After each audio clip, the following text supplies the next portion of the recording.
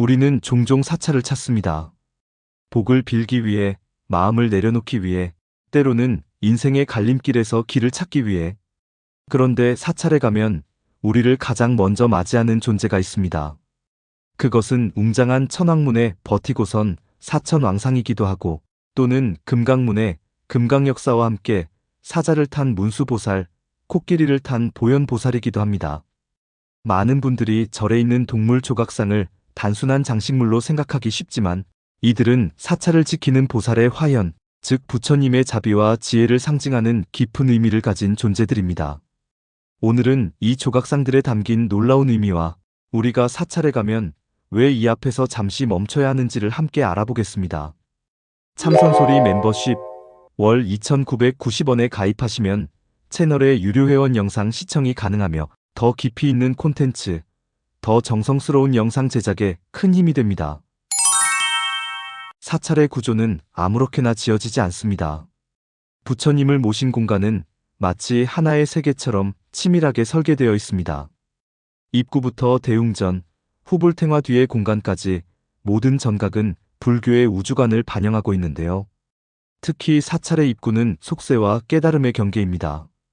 그래서 이 경계에 사자와 코끼리라는 특별한 존재들이 배치되어 있는 경우가 있습니다. 하지만 이 둘은 단순한 동물상이 아닙니다. 바로 문수보살과 보현보살을 상징하는 신성한 탈것입니다. 그래서 절 입구에 있는 해탈문 또는 금강문을 지나가다 보면 사자를 탄 문수보살과 코끼리를 탄 보현보살을 쉽게 볼 수가 있습니다. 문수보살은 지혜를 상징하는 보살로 모든 부처의 깨달음을 대표합니다. 그분이 타고 다닌다는 사자 역시 지혜의 힘, 무서움 없는 용기, 그리고 사바세계의 번뇌를 뚫는 힘을 상징합니다.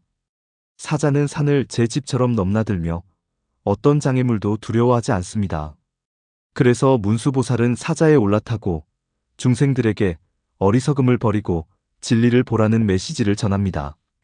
이 사자의 입이 벌어져 있거나 앞발을 들고 있는 모습은 단순한 조각이 아니라 진리의 포효를 나타내는 상징적 행동입니다. 사찰에 있는 사자는 우리가 사바세계의 혼탁함에서 한 걸음 벗어나 지혜로 무장하길 바라는 문수보살의 화신인 셈입니다. 그리고 해탈문 반대편을 보면 보현보살이 타고 있는 하얀 코끼리상을 볼 수 있습니다. 보현보살은 문수보살과 쌍벽을 이루는 보살로 지혜의 실천을 뜻하는 수행의 화신입니다. 말로만 지혜로운 것이 아니라 그 지혜를 세상 속에서 실천해야 참된 깨달음이 된다는 가르침을 줍니다. 보현보살의 코끼리는 인내와 힘의 상징입니다. 하얀 코끼리는 청정한 마음, 온화함, 그리고 뚝심 있는 실천을 나타내죠. 고대 인도에서부터 코끼리는 신성한 동물로 여겨졌으며 불교에서도 코끼리는 마음을 단단히 다스리고 한 걸음 한 걸음 천천히 수행의 길을 나아가는 보살의 상징으로 자리 잡았습니다. 사자와 코끼리, 즉 문수보살과 보현보살은 각각 지혜와 행을 상징합니다. 불교에서 깨달음은 이 둘이 함께 있을 때 완성됩니다. 지혜가 있지만 실천하지 않으면 공허한 이론에 불과하고 실천만 하고 지혜가 없으면 방향 없는 행동이 되기 때문입니다. 그러므로 사찰에 있는 사자와 코끼리는 단순한 장식물이 아니라 우리를 부처님의 세계로 인도하는 지혜와 자비의 안내자인 셈입니다. 그래서 입구에서 이 조각상들을 마주할 때 우리는 속세의 번뇌를 잠시 내려놓고 마음을 가다듬으며 부처님을 만나러 가야 합니다. 그것이 곧 문수보살과 보현보살의 가피를 받는 첫걸음이 되기 때문입니다. 그런데 모든 사찰에 이 상징물이 있는 것은 아닙니다. 하지만 대표적인 전통 사찰, 특히 문수보살과 보현보살을 주전보살로 삼은 도량에서는 자주 만날 수 있습니다.